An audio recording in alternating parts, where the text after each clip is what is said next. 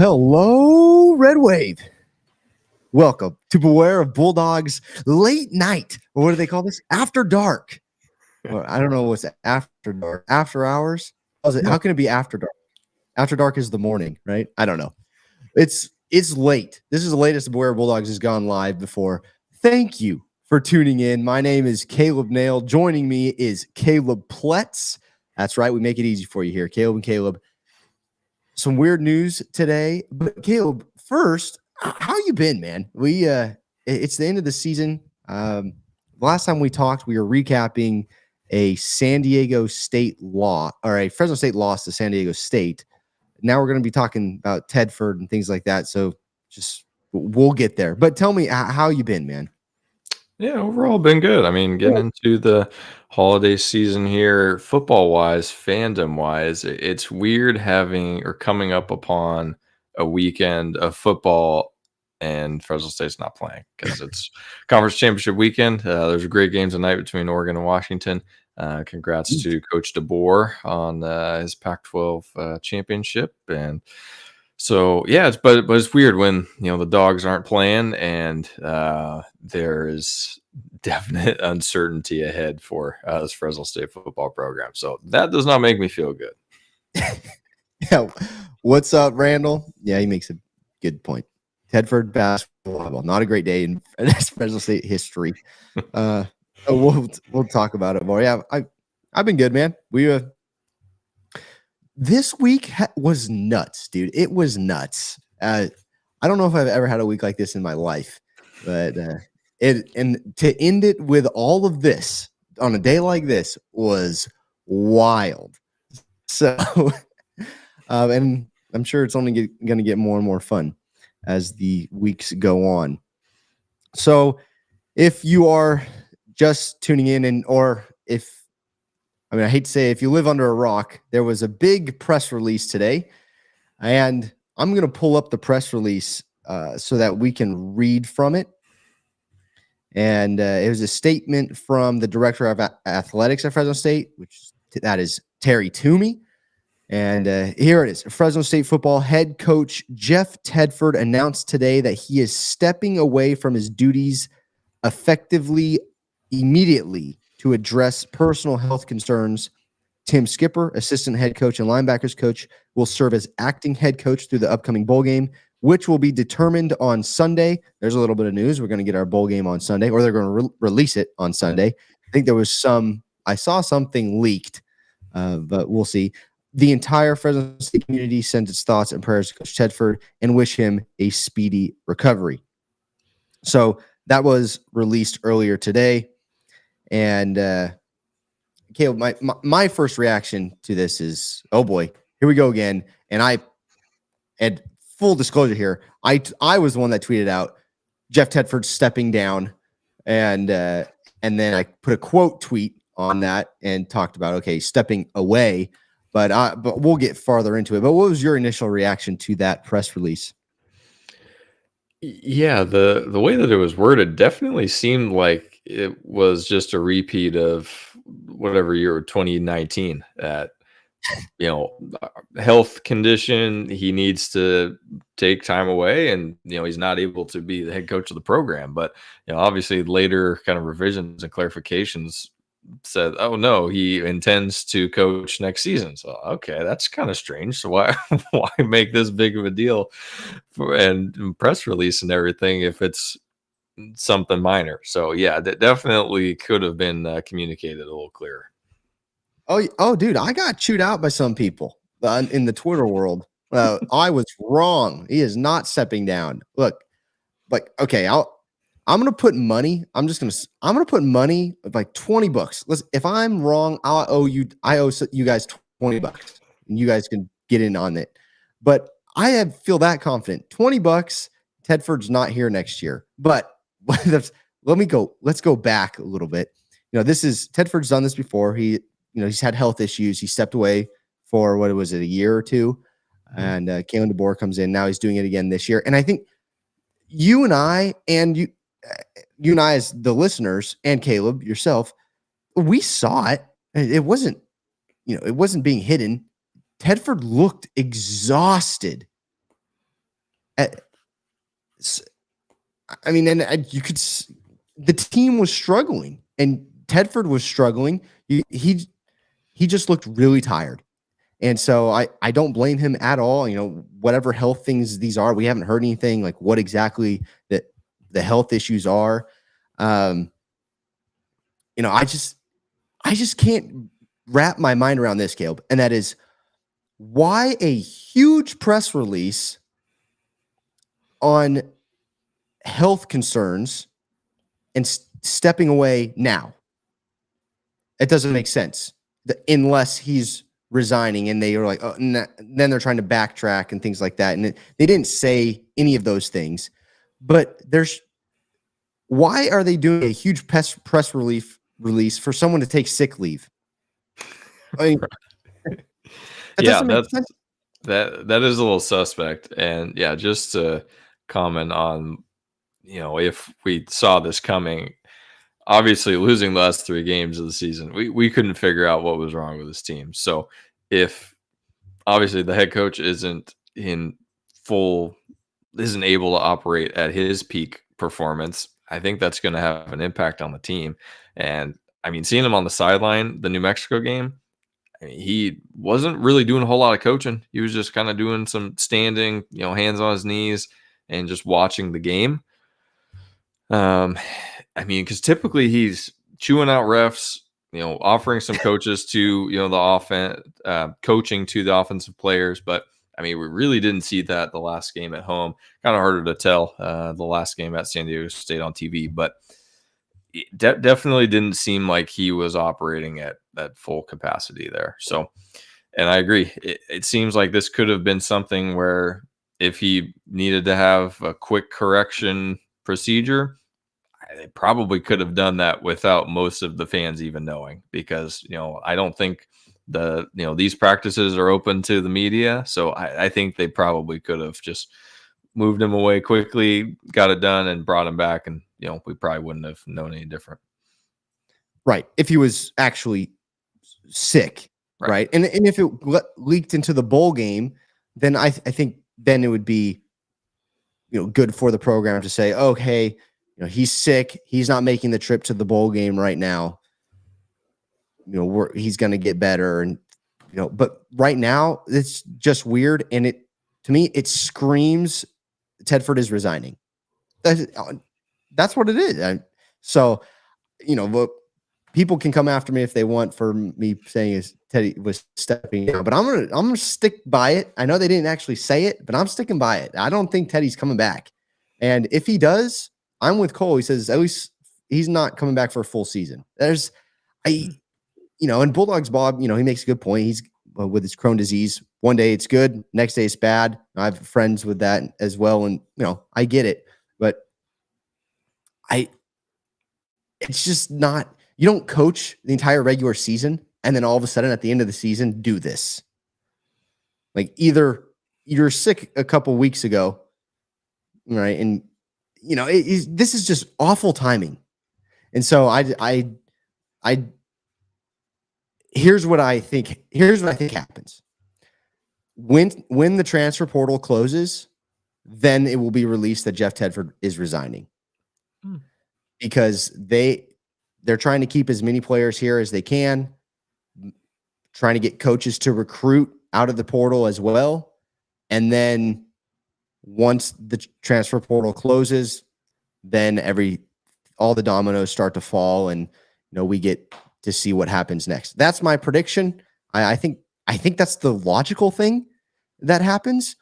However, I also that morally that doesn't feel right to me. I know that coaching isn't the world for me because of that reason, for multiple reasons. But it would hurt me to do that to the boys. I saw some players posting, they're hugging Teddy and things like that. And, we don't know what's actually going on with his health. We do know, I didn't mention this, that there was a team only meeting that Tedford ran this morning.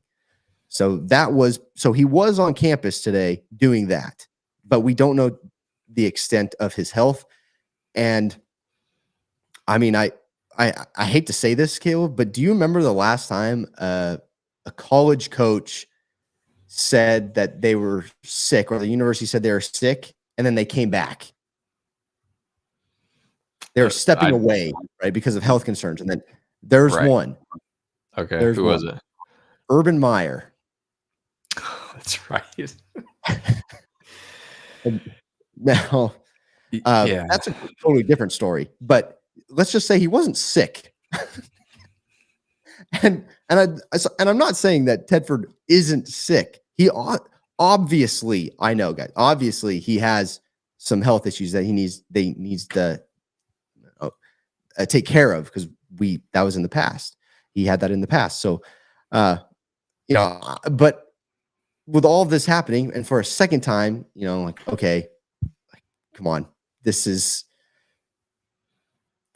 what I feel as though needs to happen, is that in this world of NIL and transfer portal, this is not BCS era football anymore.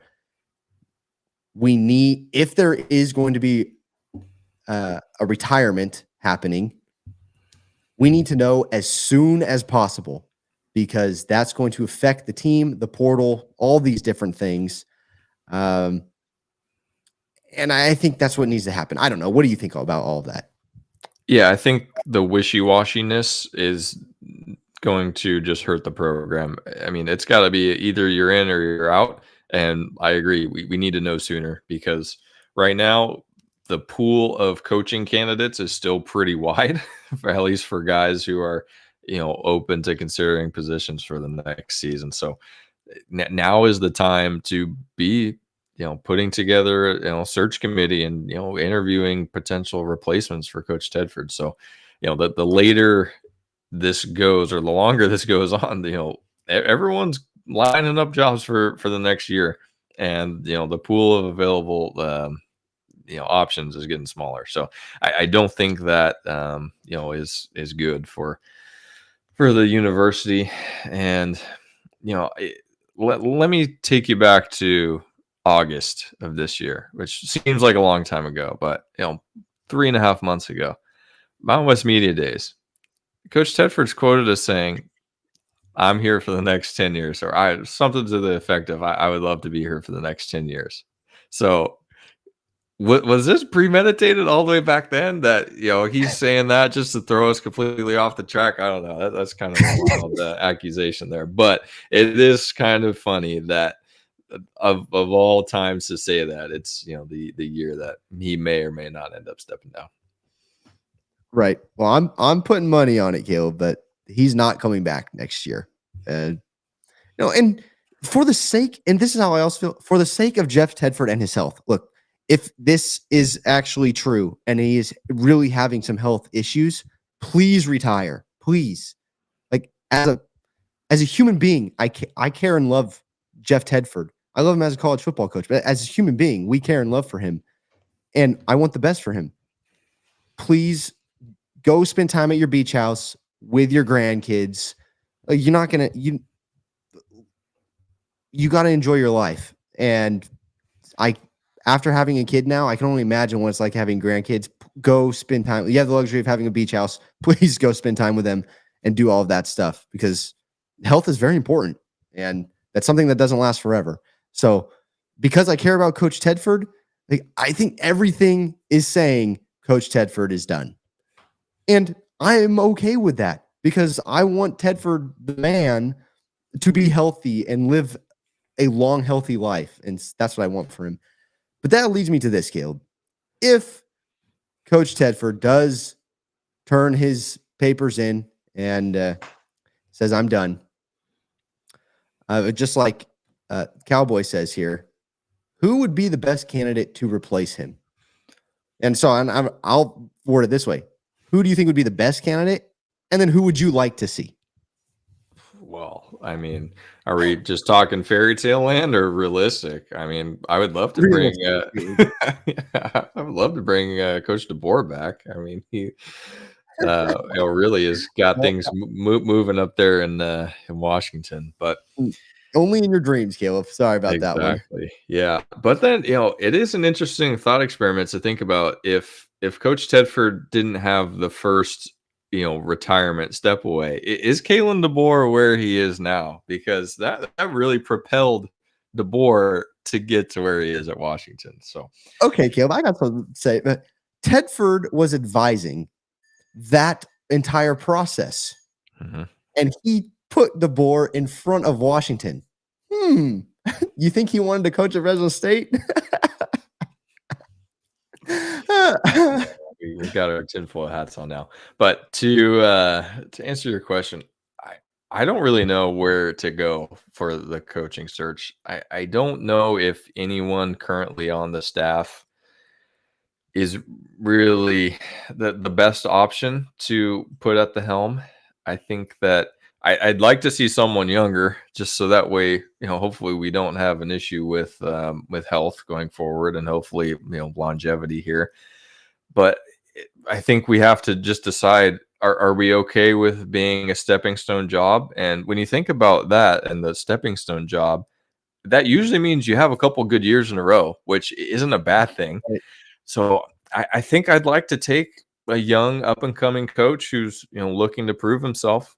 So I Okay. mean, in terms of specific names, I mean, I don't think Kirby Moore would come back to be a head coach. I mean, he's probably making a decent amount as Missouri's offensive coordinator. So I think if he sticks around there, I think he'll do pretty well for himself and probably end up sticking around in the SEC. So I would be surprised if that happened. So I mean, I'd like it to be someone that has ties to the Valley, who understands the community and the culture here, but I just don't know how many options there are that are realistic.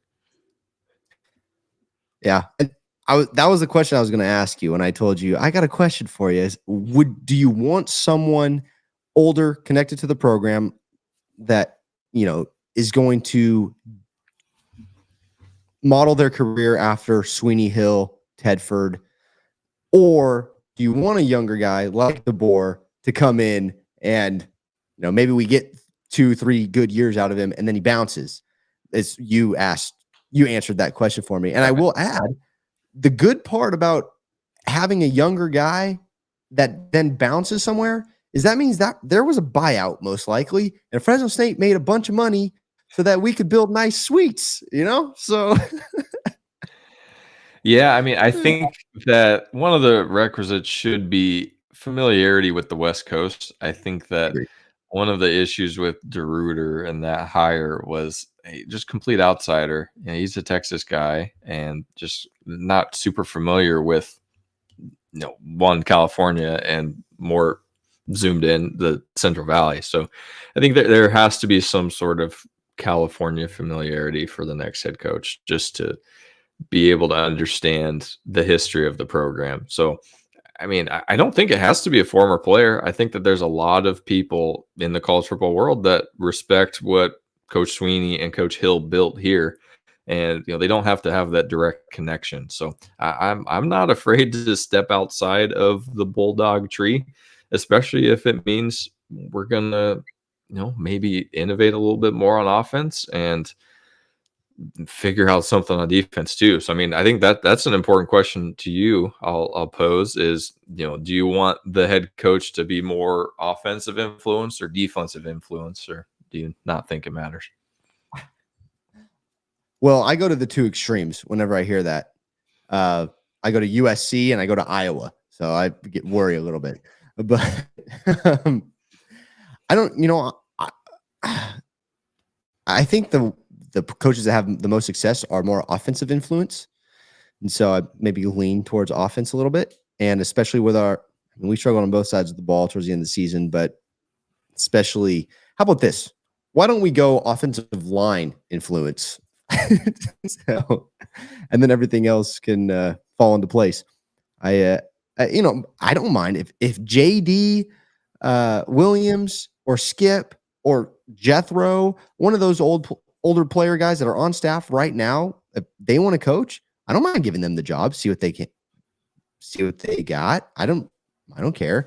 I think that Boise is more likely to hire Kellen than Kirby. But yeah, I think you're right. Kirby, he led Missouri to number 9 in the country. I don't think he's leaving. And then Grubb. I saw Kevin mention Grubb.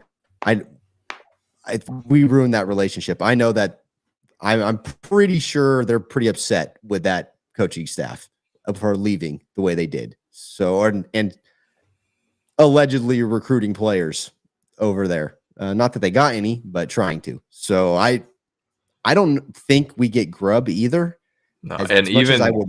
even financially, it wouldn't make sense for him. I mean, I think he's making about the same that Tedford is Right. making, and as long as his wagon's hitched to DeBoer, he's just gonna keep getting better. So unless he's really wants that head coaching gig, then maybe, but it really doesn't make sense. I think career-wise, he's better just being the really good OC, and if DeBoer bounces for a different job, he probably even gets a better pay raise. So I doubt Grubb is on that list. Yeah, I have no idea where they go. I think the two answers, and this is, by the way, this is all if Tedford ends up resigning, which I'm putting my money on. It's too weird, and I think most of you all are too. Even though we've been told that he's only stepping away, come on. So I'm going to go with either we hire a young guy, up and coming guy that's not in, maybe guy in the Power 5, but most likely not in the Power 5, a successful coordinator in G5 that we can afford, and then or a former player who wants to be here and is not going anywhere, or maybe has aspirations to go other places, and this would be a good start. At this point, I used to be all about Valley pride. You got to stay here. We got to do the Sweeney and Hill stuff. And I saw Chris say, we're not finding lifers like that again. I agree. That would be really tough. I just want somebody that wins. I don't care if it's a boy, a girl, what color their skin is, what religion, or who they worship. I don't care. As long as Bulldog football wins games, that's what I want to do. So I've moved on from all that, Caleb, and if it moves into a period of coach searching time, I think it would be an exciting time, and I think there'll be lots of names thrown around because this is a program that has a lot of history, and people do want to coach here. So I know you saw the graphic. I think we led Group of 5 in attendance. Mm-hmm. And I hate to be this person. I don't know if I believe it, but just because I don't think we really averaged 39,000. I'm sorry. I just don't think we did.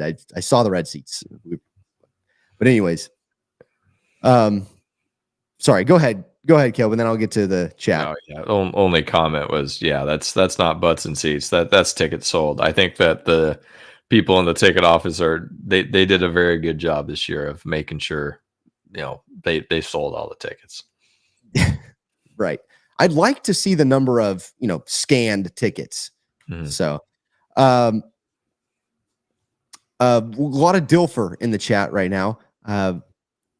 I heard that Dilfer said he would never take a West Coast football job because we don't care about football, and he's only going to coach where they care about football, and that's why he took the job at Alabama Birmingham. It's sad, but I get it. Sure. Yeah, and I mean that I think I think I was one that broke that news to you, but it was I heard Dilfer do an interview probably a year ago, or it was about the time he took the UAB job, and he said he was only considering jobs in places where they live, eat, breathe, die for football. And California was not on that list for him. It was in the South. So I would love to see Dilfer back here. I really like him as a player and as a coach. He's fiery and passionate, but I don't think Fresno meets those qualifications for what he was looking for. Yeah, unfortunately. And maybe, does Lane Kiffin love Fresno that much where he would leave a multi-million-dollar? No, I'm just kidding. That I don't think that ever happens. I even see a David Carr over Dilfer easily. I wouldn't mind. I don't know. His son's on the team, so maybe he gets involved there. I don't know, but back to the Tedford thing. Like the reason we're here, Caleb, is I don't believe a word that I'm hearing that he is just stepping away for now. If he does, I will eat my words and I will owe some of you guys $20. But even if he does come back, he's not lasting the entire season next year. It's just not. I just don't see it happening.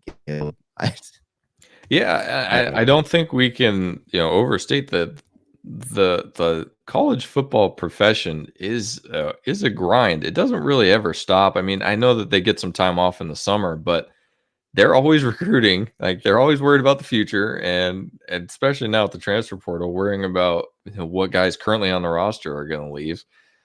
Plus, then once it's in season, they got to worry about game plan, a scheme, plus recruiting. So yeah, it's a tough job. I mean, they're well compensated, so I don't want to discount that, but it's a tough job. And I think for a guy in his 60s, it's a grind. And if financially he doesn't need to keep working, I don't blame him for wanting to take retirement. I'm not going to blame him, especially if it's true and his health is poor, which I wouldn't be surprised. So, yeah. How many have committed to class of 2024 prior to this? CK, I don't know the exact number, but it's quite a few. There's quite a few commits. So it would be, I'm sure it would hurt to have him come out and say that he's retiring right now. It would hurt our recruiting class and it would hurt our returners for sure. I mean, we saw what happened the first time it happened, or when DeBoer left.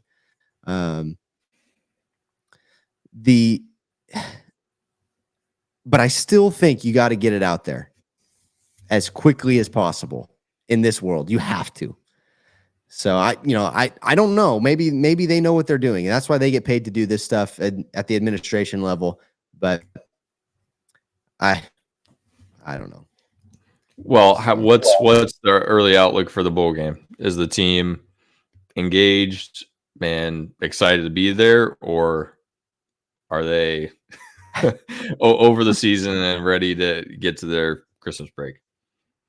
I think they're going to play hard and they're going to wake up for it, but I think they're over it. And this is not me speaking. This is just from what I've heard, people that I've observed and that have been around it. Some of the team is that it's a totally different atmosphere right now. There's not as much energy as usual. So, I mean, yeah, the guys want to play and perform well and especially get film out there. But it's not the same energy that it had been when they were winning. So, it's going to be tough. I think I saw, if we go to the Arizona Bowl, it's looking like we're going to play a team from the MAC. Mm-hmm. It's looking like a second place MAC team, Miami, Ohio right now. That's a good team. That's a really good team. Chris says they have 11 hard commits so far. Oof. There you go. So yeah, it would hurt. It would really hurt us. But when you bring in someone new, that also brings in other players and people, other connections. I see Cole's in here saying, at least in the new NCAA game, Fresno State will be a fun rebuild career. Hopefully we can keep guys around. I'm curious is if word gets out of what's really happening is Tedford is retiring, does Mikey Keene leave? I mean, last time Tedford left DeBoer. It was DeBoer. Last time coach left, our quarterback was going to hop somewhere else because he transferred here for Tedford and DeBoer. So, curious to see what happens then. So I don't know. I don't know either, but we'll definitely keep an eye on it, and as soon as we know any information that we can share, we will yes. let you know. The last thing I want to talk about, Caleb, we're just going to talk college football here, is so I put that thing out on Twitter and people were coming after me about, he's stepping away, not stepping down. My bad. Sorry. I'm still betting $20 though. The other thing on my personal, I got called a casual this week, Caleb, a casual college football fan. I saw that. No, you saw it. Yeah, by an angry Oregon fan who I hope he's nice and angry tonight. Yeah, that's right. Exactly. I want to talk about the college football playoff rankings real quick with you. And so I want to know what you guys think as well. So in the college football playoff rankings, since we're G5 school, the top G5 school in the playoff ranking is Tulane. And Liberty is undefeated. They are ranked, I believe, 25 or 24 in the playoff ranking, below Tulane. And so I said, even in next year's playoff, as of last year, so if Tulane and did Liberty win tonight? They did. Yeah, they won by 14. Okay, so if Tulane wins, Tulane will still be ranked above them, and an undefeated Division I conference championship champion will miss the playoff, which is shocking to me. They would miss the playoff this year. And so I put that out there, and man, I got called casual and things like that because Liberty, I'm not arguing this. I totally agree with everyone out there. Liberty has the worst schedule in Division I FBS, the worst. However, just like everyone else in the country, what they played one or two FCS schools. The rest of the schools were all Division I. They beat them all. And so my argument is go FC. They need to kick them out. Kick us out. If you're not going to allow a Division I conference champion to play for a national championship, I got a big problem with that. Let's just bump us down to FCS and go play for a championship there, or separate the G5, because I think that is absolutely ridiculous. I don't know. What do you guys think? Caleb, what do you think about that? Yeah, I think part of that is, they just made the jump into the conference from being independent. So I'm sure it's probably a struggle to fill the schedule on short notice. So I got to give them a little bit of a break there. And it's still very difficult to win every game of the season. So if they're beating whoever's on the schedule, I think you got to give them some credit there. And yeah, I mean, I don't think they should be in the 14 playoff, but if we were having a 12-team playoff this year, I think that they definitely deserve a shot. They hadn't lost yet, and they played majority Division I opponents. Yeah, give them a shot. Well, I don't think, even in the BCS era, I don't think anyone projected this would ever happen, where we're going to have an undefeated Washington conference champion, and then if it all goes scratch, Georgia, Michigan, Florida State, and then you have a G5. So 5 undefeated teams. And we were talking about what happens if 3 teams go undefeated. This year, we may have 5. That's crazy. So you, as a Division I school, should be able to get the opportunity to play for a national championship if you go undefeated. And the fact that, and I get it, we all know football and watch football. They are not. Sorry, I just saw Chris's comment. Jimbo Fisher is available. So is Urban Meyer too. Oh man, that's true. We might as well. I don't know if we could afford them, but what the heck? I mean, Jimbo can afford to work for free.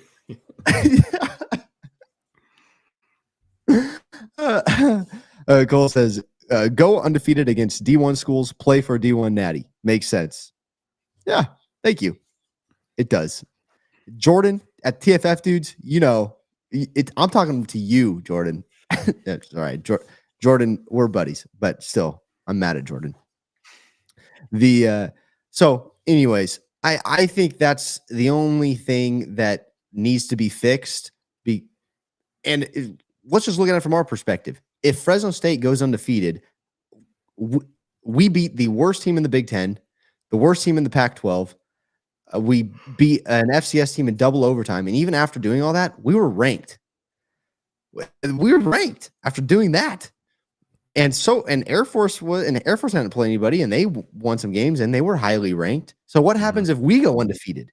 And, I would want to play for a national championship. And I think we would have deserved that chance. So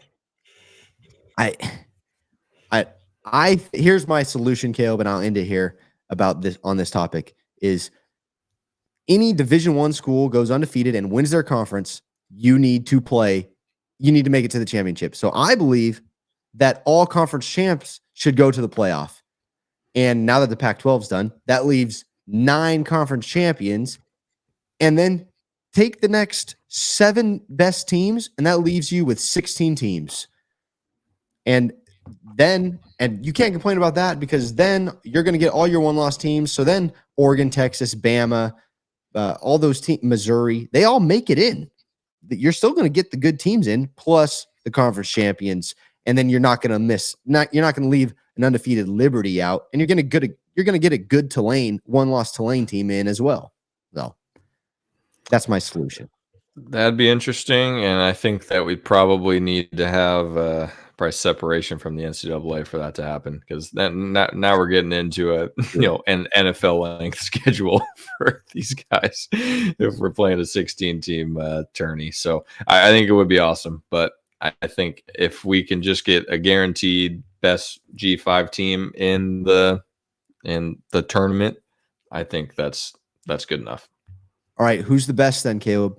A one-loss Tulane, and their one loss is to Ole Miss, or an undefeated Liberty, conference champion. Oh, gosh. Who are you going to take? Because you and I both know Tulane would wax them. Right. Yeah, that's the hard part. And I guess that is the good part of the College Football Playoff Committee is hopefully the committee members are actually watching the games. They have eyes. They can see the quality of football. But if you're going based off of the numbers, one team's undefeated and the other isn't. Exactly. So I don't have a good answer for you. Yes, you do. It's Liberty. You have to take it. But anyways, Curtis, thank you, Curtis. He says it right there. FCS does it. Boom. There you go. Why can't we? And the TV networks, the networks just signed like some $1 billion deal for the 12-team playoff. Imagine you expand that to 16. Can you imagine? Oh my gosh. And I'm going to watch every game. Who's not going to watch every game? So, anyway. Printing money. All right. We got Harbaugh is in there. Brian Ferentz. Chris Peterson. Oh man. I like that actually. Not bad. You know what? Good for I don't mind Brian Ferentz. That's fine. I know he's an offensive guy, and I said offense, but Brian Ferentz also has the pipeline for tight ends. You want to be tight end, sign Brian Ferentz. Oh man. And then Randall does make a good point. The other thing that has happened, Mountain West announced a scheduling agreement with the Pac-2, Oregon State and Washington State. So we're going to get to play them. What do you think about that? Yeah, I think it's really cool. I think it makes a ton of sense for the Pac-2. They need to fill up their schedule, so it's a logical, easy travel partner with the Mountain West, and I think it's great for Mountain West to get that caliber of opponent on the schedule. So hopefully they can parlay that into more respect for the conference. I don't know. I think that unfortunately for Washington State and Oregon State, they're being downgraded to a G5, which is tough. But yeah, overall, I think it makes a ton of sense. Well, yeah, DJ's transferring, Cam Ward's transferring, Josh Kelly's transferring, and we got a message today. Like, oh man, we thought we had a shot at Josh Kelly again, but now with Tedford, who knows? I don't know. I doubt Josh Kelly would come back here, but who knows? Hey, Tim, Beware Bulldogs After Dark. Loves it. Thanks, Tim. I was going to go somewhere with it, but never mind. I forgot. So I think, last thing. Basketball team got absolutely blasted by BYU tonight, and I'm going to go pull up the highlights to that and see what I can find. Because I think it was on ESPN Plus, and I don't have ESPN Plus. We played a ranked team, number 19 team in the country. It's on ESPN Plus. Whatever. Yeah, I mean, back to back ranked opponents have definitely taken care of Fresno State. So Hopefully we can turn this around when conference play gets here. No highlights to be seen. Okay, good to know. I probably don't want to watch any of them. I'm sure it's turnovers. Got it. Well, that makes sense. And I'm sure it's a lot of the same that we've already talked about earlier this year. So if I watch that JMU game, yikes. Mm-hmm. So, but the Dogs have 4 home games in a row, so we do have opportunity to see them in person. Layup line for the Cougs.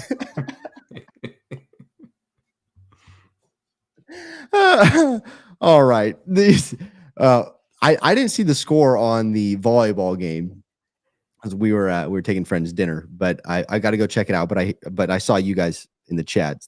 Well, I think it was Randall said that they lost, so I'll go check that out. Bummer for them, but it was good run for the ladies. Nice to get a Mountain West Championship win in there.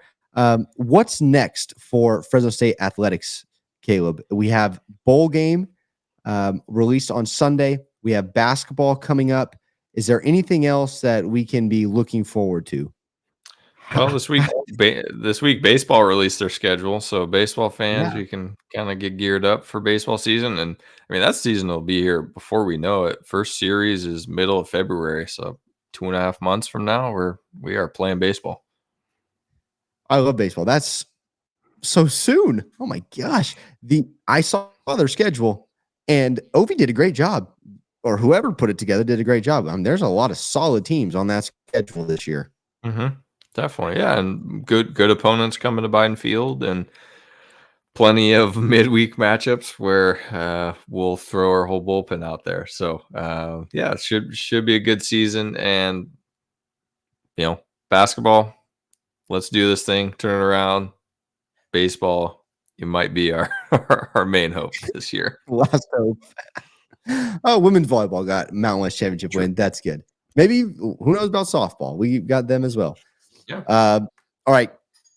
And last thing, Tim says we're blaming the altitude on the basketball loss, and Cole's upset that Cole. My answer to you about losing to the Mormons is that they're 28-year-old men that have been in the weight room, 4 years longer than our boys. So there you go. There's.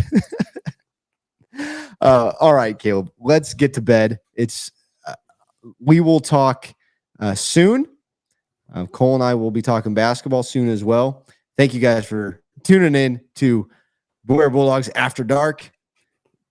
Stay tuned for any news that comes out with Jeff Tedford. We'll talk about it, and anything that we hear that and are told that we can tell you, we will let you know. Who knows? Maybe we'll just tell you. I don't know. Stay safe, everybody. Stay healthy. And as always, go Dogs. Go Dogs.